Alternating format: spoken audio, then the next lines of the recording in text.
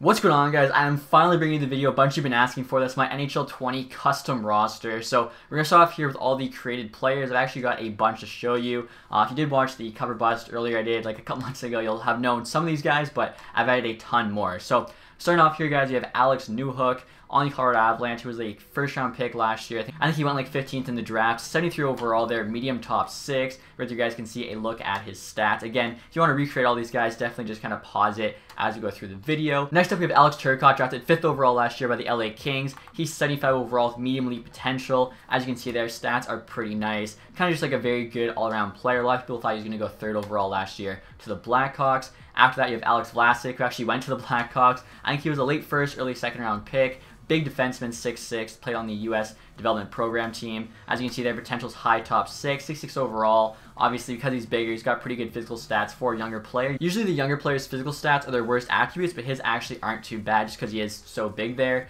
After him, you have Bobby Brink. I think he was an early 2nd round pick by the Philadelphia Flyers. 69 overall, nice. Medium top 6 potential there. Pretty good scorer. Decent skater, decent hand. And the reason why all 4 of these guys aren't in the game yet is because they're playing in college. Obviously, EA doesn't have the rights to them yet. Hopefully that changes, though, with the new NCAA rules. So after that, you actually have Brad Lambert. He's a top prospect in the 2022 draft. Supposed to go 3rd overall behind Shane Wright and Matthew Savoie, who are actually both in the game now. If you guys didn't know that, last year we had to add them. So 55 overall, medium elite. He has a couple seasons to grow before we actually draft him in-game, so I'm hoping that's high enough rating. Pretty good sniper there. I noticed, too, with the younger players, shooting was the thing that I feel like just didn't grow before like their draft. So guys would basically come out of the draft with awesome hands, good skating, and their shot would honestly not even change. So I've adjusted the ratings a bit where I kind of have their shot a bit higher than the rest of the stuff, assuming that'll be the case again where everything else grows but the shot. Hopefully the shot is kind of already decent enough. Cole Caulfield here, 74 overall, medium elite potential, obviously mid-first rounder last year by the Montreal Canadiens. Him and Turcotte right now are just tearing it up in Wisconsin. So he's 5'7". His physical stats are not going to be great at all, but nasty hands, quick skater, really good shot. You can see 86 first shot accuracy on him. He just got an awesome shot, he just snipes it. So I think he'll be a very good player in franchise. After that, you have Cam York, another player drafted by the Philadelphia Flyers last year. He's another mid-first round pick. 70 overall there, medium top 4 potential. Offensive defenseman. Pretty good all-around stats, honestly, though. Good passing there, decent shot, pretty good skater. Actually playing at Michigan right now. After that, we have Dylan Holloway. So he's supposed to go top 12 to 15 in the first round of this year's draft. As you can see, he's 70 overall there, medium top 6. Pretty good stats on him. Basically, I was looking at kind of guys that are like similar rated where they're going in the draft and kind of based it off of that. So I think Rossi on the Ottawa 67s is supposed to go around where Dylan Holloway goes, and he's 68 medium top 6. Holloway's considered a bit better, so made him 70 medium top 6. I know I always have people asking like, how do I come up with the ratings? So just kind of look at similar rated guys who are going to go in a similar position in the draft or did go in a similar position in the draft in the years past, and kind of go off of that. Scouting reports for like the actual individual stats. Gregory Denisenko here, was drafted by the Florida Panthers in the first round a couple years ago. Currently playing in the KHL over in Russia. 75 overall, high top 6 potential. Supposed to be a pretty good player once he comes over. As you can see there, just kind of does everything. Playmaker, but good shot.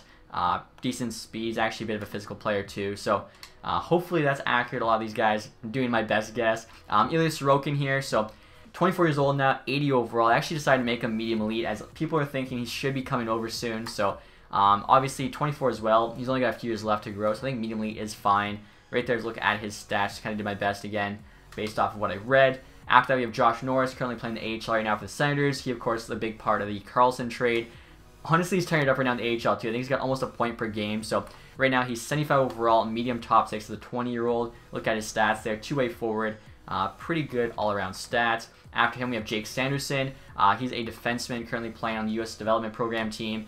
Another guy who's going to be drafted this year. Supposed to go like 15 to 25 in the first round. I made him 66 overall there with medium top 4 potential. You can look at his stats there. Supposed to have like really good poise to him, just a kind of good puck moving defenseman. Plays the game smart. The way they were talking about him sounded like Lidstrom, but I feel like he's definitely not on that level. But you know, he's got a lot of poise, plays the game smart, and like plays that way. So maybe kind of like Rowensky. So based his stats off of that. After that, we have Jesper Wallstedt. So he's supposed to be like the next best goalie. Him actually, and another guy I'm going to mention later in this video is going to be going into this draft. Jesper Wallstedt, though, is not getting drafted until 2021. So 52 overall here, medium franchise potential, which is pretty insane. But there's people that think he could go 1st overall in 2021. Not only because he's so good, but also because there's really not a clear-cut forward or defenseman that's going to go number 1. Look at his stats there, just kind of basic stats. Made all the younger goalies usually make their speed in that a bit higher than the rest of the stuff, so I feel like that's more of a natural raw talent where the rest of the stuff can kind of be learned. After that, we have Kirill Kaprizov. So like Sorokin, decided to give him medium elite because everything's saying he should be coming over, I think, next year actually. So the Wild could use some help. Hopefully he does come over. 22 years old, 80 overall, medium elite. He's playing really well in the KHL, playing against men. So really no reason why that can't translate to the NHL. Right there you guys can see his stats. Good skater, awesome hands, solid shot there. So a really good player, honestly. So if Minnesota can get him, that would be obviously huge for that team. They need a boost for sure. Condre Miller here on the Rangers, 70 overall, medium top 4. He's actually another player on Wisconsin. So I think last year I had him like 65, 68. His stats here, pretty balanced. He's a good puck-moving defenseman, but have him as a two-way here. And after him, guys, we have another defenseman, Luke Hughes. He, of course, is the third brother of Jack and Quinn. So he's supposed to go like first round 2021 draft and could be as high as like a top 10 pick. So if he's as good as the two brothers, which he's kind of supposed to be, just he plays defense. I feel like medium elite's pretty fair. He's actually 15 years old right now because he has a really late birthday, but he is in the 2021 draft. So 54 overall there. Obviously, he's a pretty good skater, like his brothers. The rest of the stats are kind of his lower stats, but should be good puck-moving defenseman, I think. After him, we have Matthew Boldy, taken by Minnesota Wild first round last year. 74 overall, medium top 6. Really solid player. He actually played on the top line, I think, with Jack Hughes and Cole Caulfield at a lot of the different tournaments last year. So should be a good player, again, for the Minnesota Wild there. Rodion Amirov, I hope I said his name right, Russian player here. Supposed to go like 15-ish in this year's draft. I've seen anywhere between like 12 and 18. 65 overall, medium top 6. I feel like that's pretty average, like rating and potential for a mid-first rounder. You can see there, stats, not too bad. He's got pretty good playmaking ability, decent skating, decent shot. Again, just kind of going off of the few things I was able to read on him. After that, we have Shane Bowers on the Colorado Avalanche. He actually came back in the Matthew Shane trade. In the AHL right now, but he's just not in the game yet, so hopefully in an update soon they'll add him. 72 overall there, medium top 6. You can see his stats. He's like pretty much a really solid all-around guy. Really nothing too flashy about him, so just kind of make all his stats balanced there. After him, we have Spencer Knight, of course, first-round pick last year, so I made him 68 overall, medium elite. So Wallstedt's supposed to be, you know, even better than him. Same with the Russian goalie that's going to get drafted this year, who I've seen anywhere between like 3 and 10 in the projections. Trevor Zegras here, exact same rating as Boldy, both 74, both medium top 6. I felt like they were that close. It just made sense. Zegras, though, is a sniper, a bit more offensive, where Boldy a bit better of a two-way game. After him, we have Vitaly Krasov, 78 overall, medium elite. Was playing the AHL for a bit, went back to Russia. Power forward there, pretty solid stats. And then after him, we have Vasily Podkolzin, obviously 10th overall by the Canucks last year, 74 overall, medium elite. Would have went like top 5 for sure if he wasn't going to go back to Russia. I feel like that's the only reason why he dropped in the draft. So really good stats all around for him. And then finally here, the goalie I've been talking up, Yaroslav Askarov. So like I said, I've seen him as high as number 3 projections for 2020 draft, which is insane. Like Lafreniere, Byfield, and then people are saying him at 3.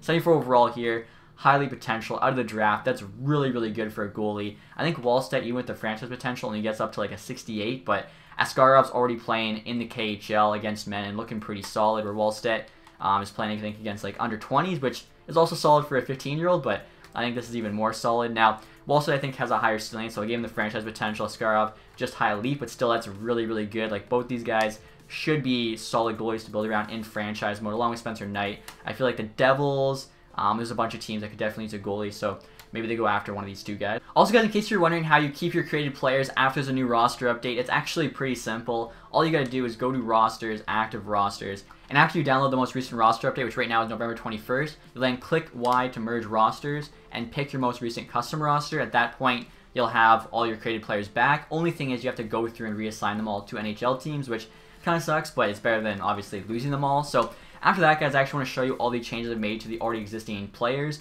Not too many. I wanted to kind of keep it simple for you guys. That way, it's easy to kind of redo every time there's a new roster update. You can get all those new changes, plus add the creative players in, make a few tweaks to this, and be ready to go for franchise. So looking at Anaheim Ducks here, I felt like they were honestly pretty solid. Arizona Coyotes here, I made a couple changes. The first, Jacob Chikrin, I actually lowered from medium elite to high top 4. Reason being, honestly, more than anything, is just his trade value at medium elite is way too high, I feel. And high top 4 is still pretty solid, and I think, honestly, more accurate. Also, to Barrett Hayton here, I actually bumped up from a medium top 6 to a high top 6 to better represent his draft stock being picked 5th overall. That way his trade value is worth a bit more, because I feel like you kind of have to pay a bit more to get him from Arizona. Also, too, looking at goalies here, Kemper, I think, had high fringe starter potential before. I actually bumped him up to high starter. I feel like he's playing that good. Definitely deserve the upgrade. Now, most of the changes I made are potential based just because that kind of affects the trade value, I find, more than overall tweaks of like 1 or 2. A few guys I had to change the overall by a lot because I felt like it was that far off, but most of it is just potential changes. So Bergeron and Marchand here, bumped both of them up from high top 6 to high elite. I don't know how they weren't high elite to begin with. And honestly, I feel like Pastrnak should probably be high elite as well. I'm looking at it here. I mean, if you think about just how good he's playing right now, how good he has played, I feel like that makes sense. I know some other guys you could probably have in the conversation, like Rantanen, I think, still medium elite, same with Marner, but I feel like Pastrnak deserves it, especially because he's 23. The older they get, the more kind of they need that potential boost. Troy Krug here also given an upgrade from, I think, high top 4 to medium elite, and that's it for Boston. Buffalo here, so I made a couple changes too. The first one is Dahlin up to a medium franchise. I feel like he deserves it. He is such a good defenseman. If you look at his stats, he's putting up like Bobby Orr-esque numbers as a rookie. Like his 18-year-old defenseman season was just insane. He's keeping it up. I think he is just the best defensive prospect we've seen in years, so why not make him, franchise potential? And then after that, I think the only other change I made on Buffalo was Kyle Okposo here. Downgraded him from medium elite, I don't know how he's medium elite, to medium top 6. Honestly, you could even make him medium top 9. I just basically did medium top 6 to be nice, but I feel like he's really not much more than a third-line winger at this point. Calgary Flames here. So Mark Giordano, you have to bump up to high elite. Otherwise, he downgrades so fast. Flames throw in the trade block, which makes no sense for a Norris Trophy defenseman. So high elite is a must for him. And the other change I made to the Calgary Flames was actually downgrading Lucic to medium bottom 6. Somehow he had medium top 6 before, and I'm not sure what's worse, that or Okposo having medium elite, but I downgraded Lucic to a medium bottom 6 because he's literally not going to make it out of the bottom 6. Like, at best, he's playing third line wing. Okposo maybe could squeak onto the second line, but there's just actually no way Lucic does. Carolina's up next here. So Teravainen I bumped up to high top 6. I think actually I made a big overall upgrade to Pesci. It was only an 80 overall. He's so much better than that. I bumped him up to an 83. I feel like he's just a guy that's very underrated. And next up, guys, we have the Chicago Blackhawks. Only a couple changes for them. I don't think I actually changed any of like the high-rated players. Alex Nylander here, though, I bumped down from medium elite to medium top 6. Usually I'd make him a low elite, but he's actually looked not too bad in the NHL. I wouldn't say he looked elite, though, so I feel like medium top 6 is a bit more accurate for him. Also, Corey Crawford here I lowered from a high elite to a high starter. I don't really think Crawford's elite anymore, nor do I think he's going to get elite anytime soon, so I feel like that makes a bit more sense. The Avalanche here, I think I actually just left the same. I actually thought about making Cale Makar high elite, but I don't know, like, it's tough because he's already 20 years old, 84 overall, which is insane. So I feel like that's a pretty, like, good rating with the medium elite potential.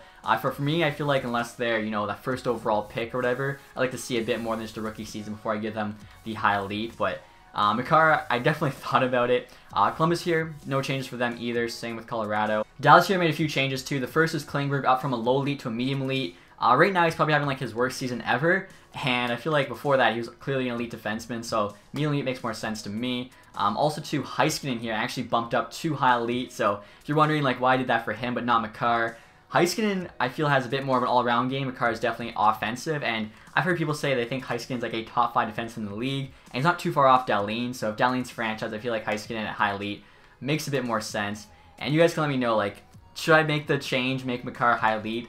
We're 20 games into this NHL career or whatever, but I'm honestly thinking about it. Bishop here as well, I think they had him as a high starter. I made him a medium elite instead. I feel like he definitely deserves the elite potential there. Looking at Red Wings now, honestly, they didn't do the Red Wings too bad. Like, Larkin finally got the upgrade, finally got elite potential. Mantha got a small upgrade, same with Bertuzzi. So I think I actually just left Red Wings as they were, because I honestly don't think they did too bad a job. Howard, I thought about maybe changing the potential to low starter or something, but I think medium fringe is fine. After that, you have the Edmonton Oilers, so McDavid actually bumped up to high franchise potential because he's the best player in the world right now. If he's not high franchise, like, I don't know who is, so it just makes sense to me. Other than that, though, I think I just left Edmonton as they were. I thought about maybe making Neal a bit higher rated, but then I looked, and like his shot's already pretty good, which is obviously what he's known for. It's just his defensive stats aren't that great, which I think is fair, so leave him at 80. If he has a really good season, he'll probably jump up in rating anyways. And after that, guys, with the Florida Panthers, only a couple changes for them. I boosted Barkov to high elite. I feel like he's just that good. He deserves it. Also, Keith Yandel I boosted from a medium top 4 to a high top 4. Just because of his age, I feel like that'll keep his rating a bit longer. And moving on to the LA Kings here, only a couple changes for them as well. The first is Kovalchuk down from a medium elite to a low elite. I feel like that makes a bit more sense for him. And then Jeff Carter I lowered from a high elite to a high top 6. How Bergeron and Marchand had high top 6 and Carter had a high elite, I have no idea. I think it definitely makes a bit more sense now with those two things switched up, but I don't know, sometimes the potentials just make no sense to me. Minnesota, I think, actually just left as is. I felt like most of that was fair. Again, if I'm going to change the overall by only like 1 or 2, I'd rather just change potential, because I feel like potential has a lot more weight in franchise with the trade value and actually how they're going to progress, you know, through the sim. Montreal here, so a couple changes. Gallagher I boosted from medium top 6 to high top 6, just to hopefully keep his rating, make sure he even just goes up, because I think he is that good. And then Duran I actually dropped from medium elite to a high top 6, just because a lot of times in franchise, Duran gets too good, like up to a 92 or something, and he hasn't really showed me that yet. I feel like he's a good second line player, a low end first line player, like he puts up about 50 points a year, so high top 6 I think makes a lot more sense for him. After that, we have the Nashville Predators. I actually boosted Yossi up to a high elite just to make sure he keeps his rating as he gets into his mid-30s with that big $9 million salary for 8 years. I kind of make sure that is the case, and I feel like with his game it should be, but obviously got to make sure that happens in the sim. And next you guys are the Devils. So the first change I made was PK Subban, lowering him from a high elite to a medium elite. Not really having the best year so far, so I feel like that's a bit more fair. Also to actually lower Jack Hughes from a high elite to a medium elite. If you look at the other like high elite potential players, I feel like Jack Hughes isn't quite on that caliber. I know it's early to say that, but I think that's pretty accurate, though, assessment. Like, Matthews, Peterson's, Draisaitl beforehand, like, those were your high elites. I feel like Hughes really isn't in that, you know, echelon of player. And the last change made to the Devils was actually bumping Andy Green up from a 78 to an 80. Reason being, at 78, he could actually be scratched on the team, where he's pretty much playing every night for them. So you make him an 80, that'll be the case. And I think that's a bit more accurate. Like, I feel 78's a bit harsh. Islanders here, only a couple changes. Josh Bailey, I bumped from a low top 6 to a medium top 6. And I did the same thing for Beauvillier. Was a low top 6, now medium top 6. Not really sure why either of those guys are low top 6, but whatever. Rangers here, I think I actually left. I felt like they were pretty good all around. Again, too, like Kakko's a medium elite. I feel like him and Hughes are pretty close, so both being medium elite, I think it's a bit more fair. Ottawa Senators here, I don't think I made any changes to as well. Also, guys, I missed a couple of goalie changes. The first one here, Georgiev, I boosted from a medium fringe to a medium starter potential. I feel like that's a bit more fair for him. Also, too, with the LA Kings, Jonathan Quick, I think, had highly potential before. Lowered that to high starter. He's been having a bit of a rough year so far. Also, with all the injuries and stuff, I think high starter for him just makes a bit more sense. Philadelphia Flyers here, I think the only change I made was lowering Ghost from medium elite to low elite.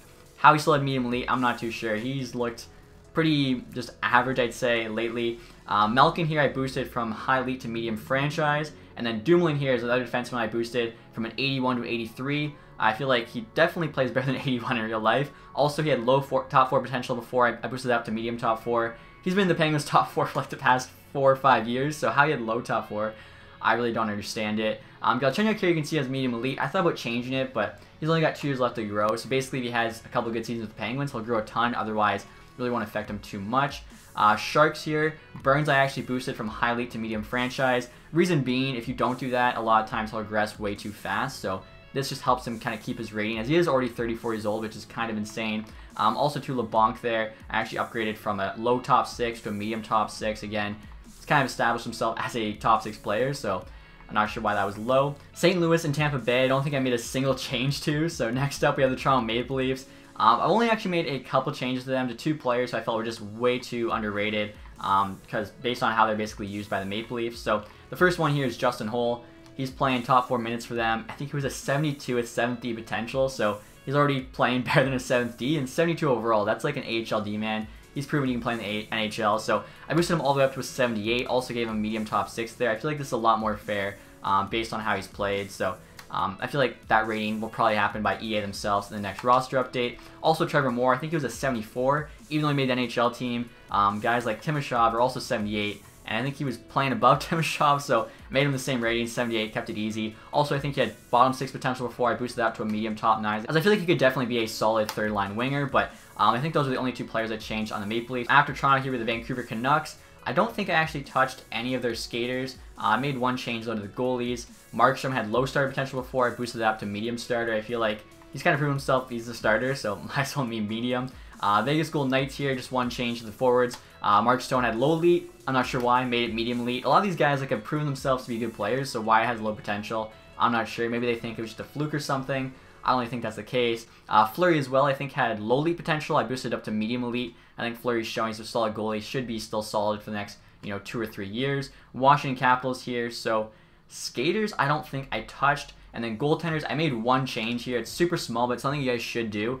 I don't know why this is the case, but for the past 3 years, Brain Holtby for some reason has 0 to 2 consistency, which basically means he's not going to be very consistent. So you want to bump that up to 1 out of 2. I'm pretty sure every goal in the game has 1 out of 2 consistency, so why Holtby's a 0 to 2, I honestly have no idea. After that, guys, we the Winnipeg Jets. Another team, though, I actually didn't touch. I felt like their ratings, for the most part, were pretty solid. Again, if it's going to be something super small, like a 1 overall change, it's just not even worth the time, so I just left it as is. Moving on to the AHL now. So I only made a few changes here. We'll actually start off with goalies. I think I changed 5 goalies or something.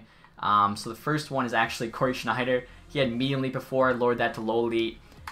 I don't know. He hasn't been playing great. Definitely, I think low elite's a bit more accurate for him.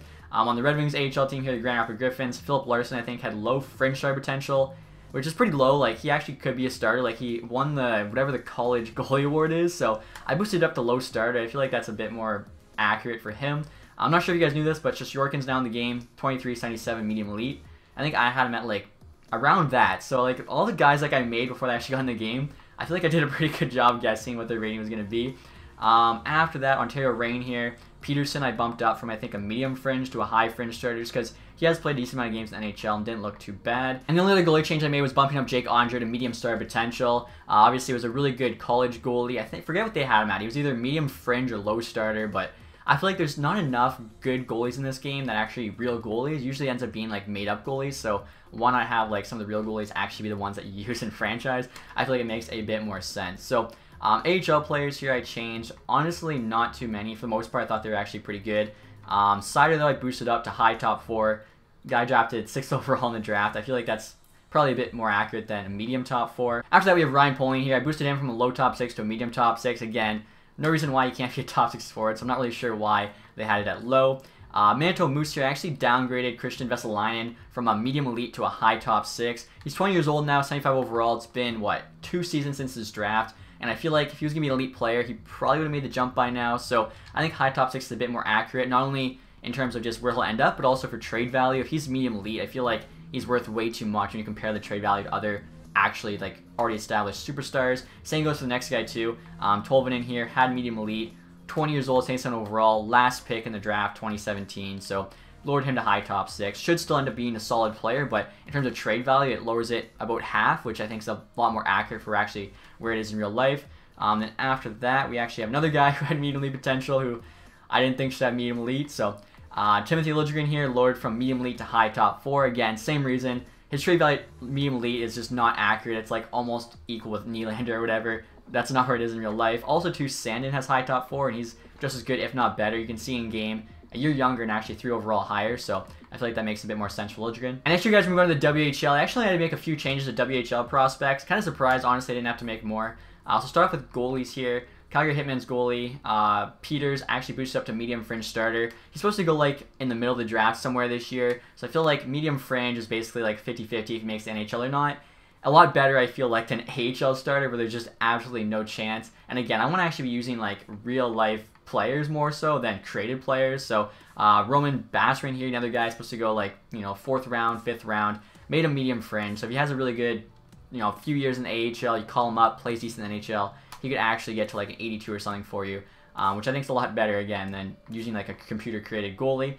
Kamloops here, so Connor Zary boosted him up to medium top 6. I think he had medium top 9 before. He's supposed to go mid first round, so he definitely needed that upgrade. And then after him, actually, a big upgrade to Matthew Savoie. I mentioned him earlier. Should be going 2nd overall in 2022 behind Shane Wright. I think they had him at 53 overall, medium elite. Made him a 56 high elite. 56 hopefully just to kind of start him off and make sure he gets to that high 70 by the draft. Same goes for high elite. I think he is, last year I had him at medium franchise. I think high elite may be a bit more accurate, but that should also help his growth during the junior seasons so he can get to that high 70 at the draft. And actually, guys, I forgot a couple more changes I made in the WHL. The first is Cole Sillinger. Boosted him from a high top 6 to a medium elite. Right now, he's averaging over a point per game in the WHL, which is just insane. So could even boost his rating too, but just to keep it simple, we'll just hopefully make it medium elite, which will be enough for him to grow before he gets drafted. Also, on Kelowna here, Trevor Wong, for some reason, EA had as a 65 overall. medium elite, 16-year-old, which is insane. Like,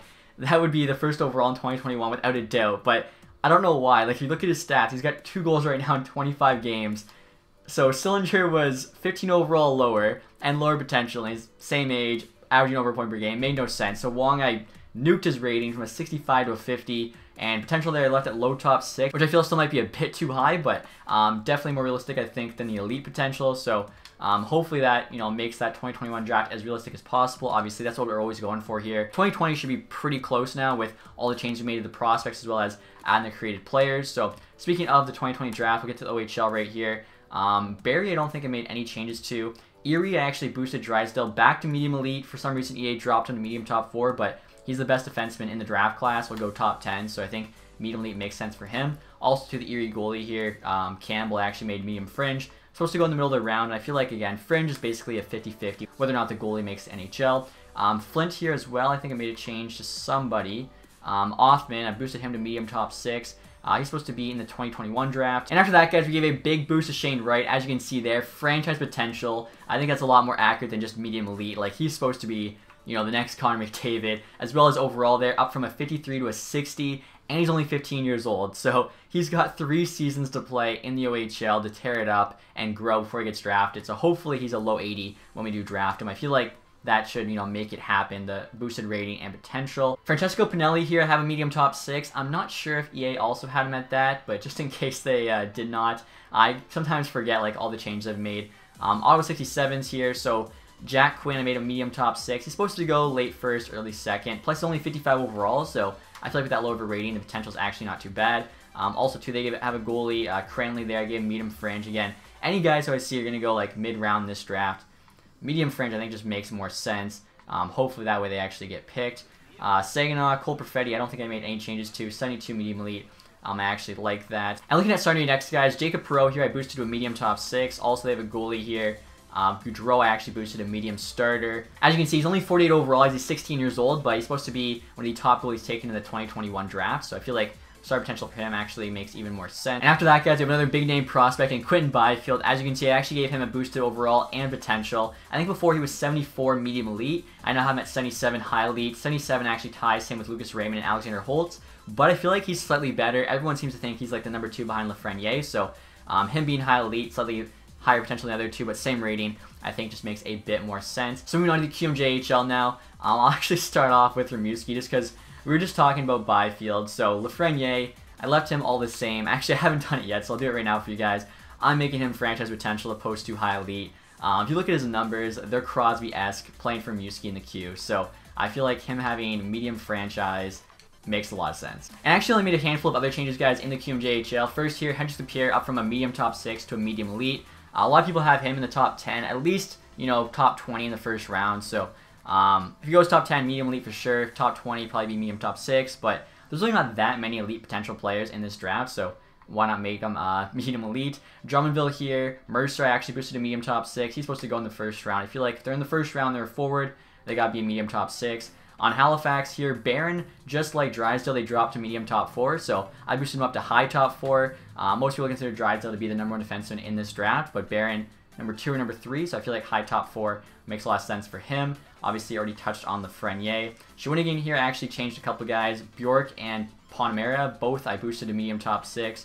Ponmera for sure is supposed to go first round. I think Bjork first or second round player. And I think that's it for the Q. And just a couple final changes here, guys. Going over to the SHL. I made one small change actually to Lucas Raymond. For the most part, I feel like his and Holt's overall potentials are good, but Raymond, as for a sniper, I felt like his shot wasn't that good, so I gave him +2 across the board. Normally it'd be, I think, 79, 83, 82, 85, so +2 across the board just to make it a bit better. Especially since, if you look at Holtz's shot, he's not even a sniper, yet he's got a better shot than Raymond, even after the boost. So, did the boost, it's still 77, so I figured that was close enough. Also, too, Noel Gunler is supposed to be like a mid-first round pick in this year's draft. You guys will see I actually made him a 65 overall here. Kept the medium top 6 potential, but I think EA had him at like 59. Was going early second round for some reason.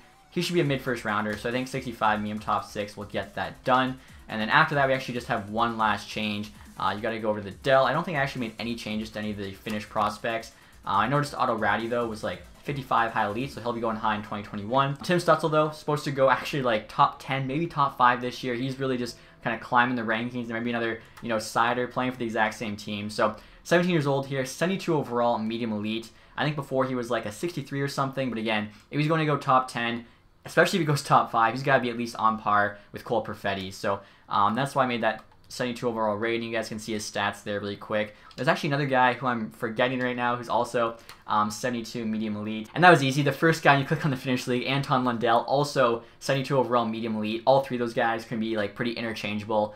Might go up or down in the draft board. So that's why I try to make them all as close to the same ratings potential as I can. But that is it, guys, for my custom roster. Hopefully you enjoyed this video. I have yet to actually do a franchise after making this roster, but tomorrow should be the first episode of my new franchise mode, so definitely check that out. I was thinking about testing it out and making sure it all looked good, but I don't want to cheat for my franchise, so I feel like if we do notice anything that's really off in the draft, like maybe Shane Wright isn't even a 70 or somebody that's random gets way too high, we'll definitely go and tweak it after. But overall, I feel like this is the base for a custom roster that's, I'm going to be using for the rest of the year. So hopefully it's solid. Hopefully you guys enjoy it. If you have any questions at all, leave them in the comments section. As always, thank you guys so much for watching this video. If you did enjoy it, leave that thumbs up. If you haven't subscribed yet, please do that. Thank you guys for watching. Have a nice day. Goodbye.